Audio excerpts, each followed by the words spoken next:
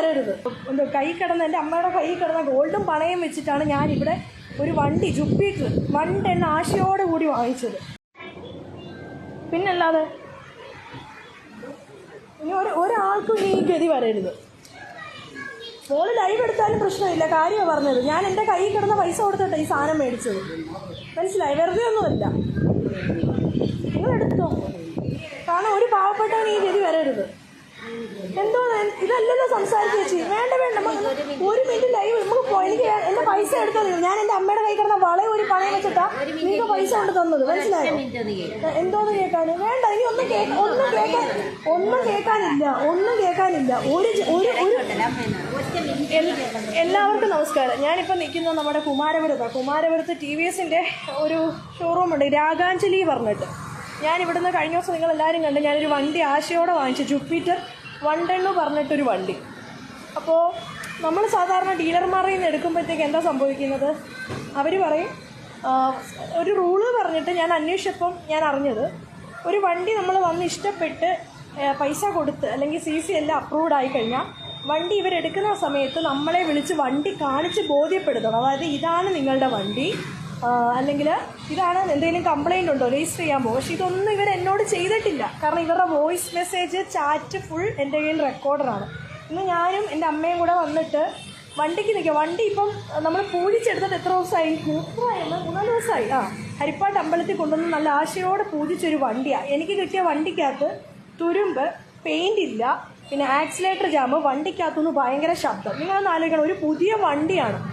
ഇതുമാതിരിയുള്ള duplicate വണ്ടിയൊക്കെ കൊടുത്ത് ഡീലർമാരെ പറ്റിക്കുന്നവരോടാണ് ഈ പറയുന്നത്. കാരണം പാവപ്പെട്ടവൻ്റെ കയ്യിൽ നിന്ന് പൈസ മേടിച്ചിട്ട് നമ്മൾ CC പോകണ്ടെന്ന് വെച്ചിട്ട് കൈ കിടന്ന എൻ്റെ അമ്മയുടെ കൈ കിടന്ന ഗോൾഡും പണയം വെച്ചിട്ടാണ് ഞാനിവിടെ ഒരു വണ്ടി ജുപ്പിറ്റർ 110 ആശയോടെ കൂടി വാങ്ങിച്ചത്.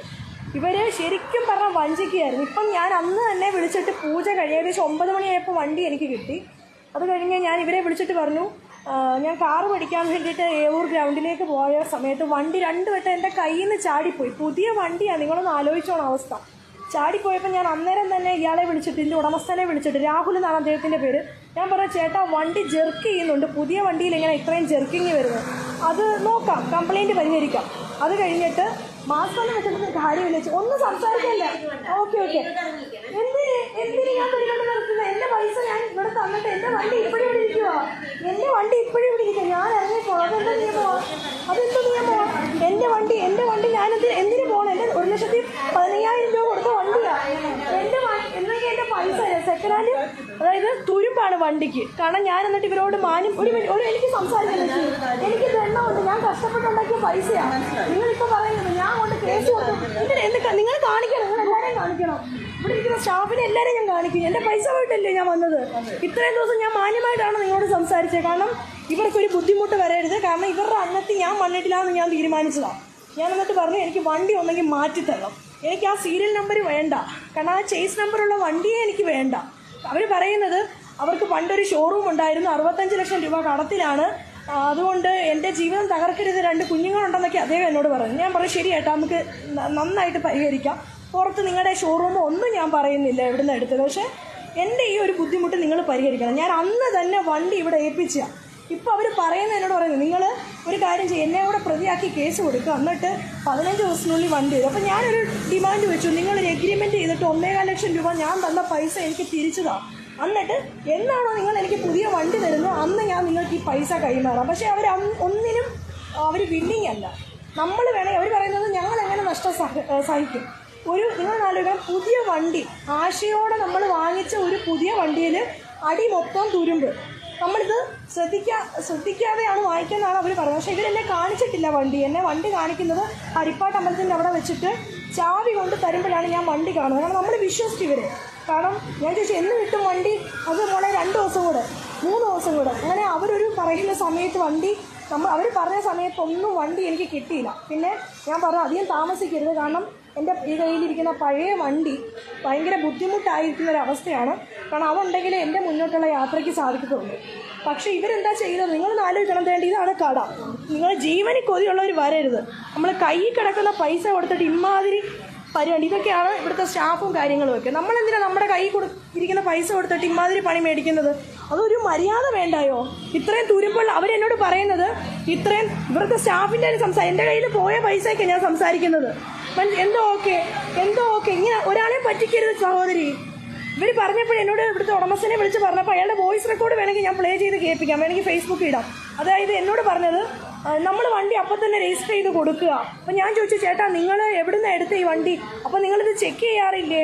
ഇല്ല, ഞങ്ങൾ ചെക്കൊന്നും ചെയ്യത്തില്ല, ഞങ്ങൾ അപ്പം തന്നെ രജിസ്റ്റർ ചെയ്ത് കൊടുക്കുകയാണ്. അങ്ങനെയാണോ ചെയ്യേണ്ടത് ഒരു കസ്റ്റമറോട്? നമ്മളൊരു ആശയോട് വാങ്ങിക്കുന്നൊരു വണ്ടിയാണ്. കാരണം രാഗാഞ്ജലി, നിങ്ങൾ കുമാരപുരം താമലാക്കലാണ് ഇത് സ്ഥിതി ചെയ്യുന്നത്. ദയവ് ചെയ്ത് എനിക്ക് വന്നൊരു അനുഭവം നിങ്ങൾക്ക് ഉണ്ടാവരുത്. കാരണം നമ്മൾ കഷ്ടപ്പെട്ടുണ്ടാക്കിയ പൈസ നമ്മളറിയാവുന്ന ഒരാളല്ലേ, അവർക്കൊരു 10 രൂപ 200 പറഞ്ഞപ്പോൾ നമുക്കിട്ട് വെക്കുകയായിരുന്നു അവർ. വണ്ടിക്ക് സ്ക്രാച്ച്, പെയിൻറ്റ് പോയിട്ടുണ്ട്. നിങ്ങളൊന്ന് ആലോചിക്കണം, ഒരു എക്സ്ട്രാ ഫിറ്റിംഗ് നടത്തുമ്പോൾ സത്യമായിട്ട് ഇവരുടെ ഷോറൂമിലുള്ള ജോലിക്ക് നിൽക്കുന്ന ആളുകൾ ഇത് ശ്രദ്ധയിൽപ്പെട്ടിട്ടുണ്ടാവുമല്ലോ. കാരണം നമ്മുടെ ഇതുപോലത്തെ വണ്ടികളൊക്കെയാണ്. അപ്പോൾ സ്വാഭാവികമായിട്ട് ഇവിടെയാണ് ഫിറ്റിങ്സ് വരുന്നത്. ഈ ഫിറ്റിങ്സിൻ്റെ അവിടെയൊക്കെ സ്ക്രാച്ചാണ്. അപ്പോൾ അവരെന്നോട് പറഞ്ഞു, ഞങ്ങളൊരു കാര്യം ചെയ്യാം, ഈ പാർട്സ് ഒക്കെ മാറ്റിയിട്ട് വേറെ വെക്കാം. അപ്പോൾ നിങ്ങളൊന്ന് ചിന്തിച്ച്, ഒരു പുതിയ വണ്ടിക്ക് പെയിൻറ്റ് ഇല്ല, 2 തുരുമ്പാണ്, 3 വണ്ടി ജെർക്കിംഗ് ആണ്.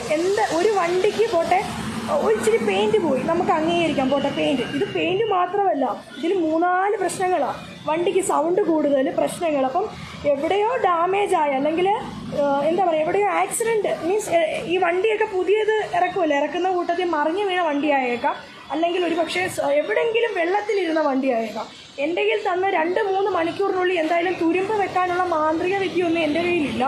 അപ്പോൾ ഈ ടി വി എസിൻ്റെ ജുപ്പിറ്റർ എടുക്കുന്നവരെന്ന് മാത്രമല്ല, എനിക്ക് ടി വി എസിനോട് ഒരു കംപ്ലൈൻറ്റും ഇല്ല, പക്ഷെ ഇവരെ പോലെയുള്ളവരോടാണ്. കാരണം നമ്മളൊരു സാധാരണക്കാരൻ അവൻ്റെ അന്നം ഉണ്ടാക്കാനായിരിക്കും ഒരു വണ്ടി എടുത്തുകൊണ്ട് വരുന്നത്, അതിലായിരിക്കും പൂർണ്ണമായി യാത്ര ചെയ്യുന്നത്. ഇവരെന്നോട് പറഞ്ഞത് എനിക്ക് 65 ലക്ഷം രൂപയുടെ കടമുണ്ട്, അതുകൊണ്ട് എനിക്ക് ഈ നഷ്ടം സഹിക്കാൻ പറ്റത്തില്ല. അപ്പം ഞാൻ ചോദിച്ചു, ചേട്ടാ 65 ലക്ഷം രൂപയുടെ കടമൊന്നും ഇല്ലെങ്കിലും 10-20 ലക്ഷം രൂപയുടെ കടം നമുക്കുമുണ്ട്. പക്ഷേ നമ്മൾ ഈ നഷ്ടം സഹിക്കണോ?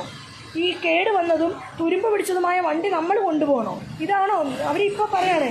എന്നെയും കൂടെ പ്രതിയാക്കി കേസ് കൊടുക്ക്, അപ്പം 10-15 ദിവസത്തിനുള്ളിൽ വണ്ടി കിട്ടും. നമ്മളൊന്ന് ആലോചിച്ച്, നമ്മുടെ കൈ കിടന്ന എന്തെങ്കിലും സാധനം പണയം വെച്ചോ വിറ്റുപിറക്കിയായിരിക്കും ചിലപ്പം ഒരു വണ്ടി എടുക്കുന്നത്. പക്ഷേ ഇമാതിരി പണി ഒരാളോടും ഇനി ഈ രാഗാഞ്ജലിയിൽ നിന്ന് സംഭവിക്കാൻ പാടില്ല. നിങ്ങൾ ഇവിടുന്ന് വണ്ടി എടുക്കുവാണെങ്കിൽ കൃത്യമായി നോക്കണം. കാരണം നമ്മളൊരു വണ്ടി ഇടുമ്പോൾ അടിയിൽ കിടന്ന് നോക്കാൻ പറ്റുമോ നമുക്ക്? നമ്മളെ ദൈവത്തിൻ്റെ ഒരു ഇതുള്ളതുകൊണ്ടായിരിക്കും നമ്മളെ ചതിക്കാൻ ദൈവം അനുവദിക്കാൻ, അങ്ങനെ എനിക്ക് പറയാനും. പക്ഷേ ഇമാതിരി പണി ഒരാളോടും ചെയ്യരുത്. നിങ്ങൾ ഇതൊന്നും അല്ലായിരുന്നല്ലോ ഓഫർ പറഞ്ഞത്. എവിടെ എൻ്റെ വണ്ടി? എന്തോ ചേച്ചി, എത്ര ദിവസം കൊണ്ട് ഞാൻ നിങ്ങളുടെ പുറകെ നടക്കാം. ഇത് ഇവിടുത്തെ സ്റ്റാഫാണ്, എനിക്ക് ഇവരോടൊന്നും ബുദ്ധിമുട്ടില്ല. ഉടമസ്ഥനൊക്കെ ഇറങ്ങിപ്പോയി, എനിക്ക് ഇവരോട് ആരുടെ പ്രശ്നമില്ല. ചേച്ചി, ഞാൻ എത്ര ദിവസം കൊണ്ട്, ഞാൻ ചോട്ടെ, എത്ര ദിവസം വണ്ടി ബുക്ക് ചെയ്ത് എന്നോട് പറഞ്ഞു, മോളെ നാളെ കിട്ടും, മറ്റന്നാൾ കിട്ടും. എത്ര ദിവസം കഴിഞ്ഞാൽ വണ്ടി തന്നേ? അല്ല, പറഞ്ഞ ദിവസമാണോ എനിക്ക് വണ്ടി തന്നേ? അത് അല്ലല്ല, അതല്ല, പറഞ്ഞ ദിവസമാണോ ചേച്ചി എനിക്ക് വണ്ടി തന്നേ? പിറ്റേ ദിവസം അല്ല,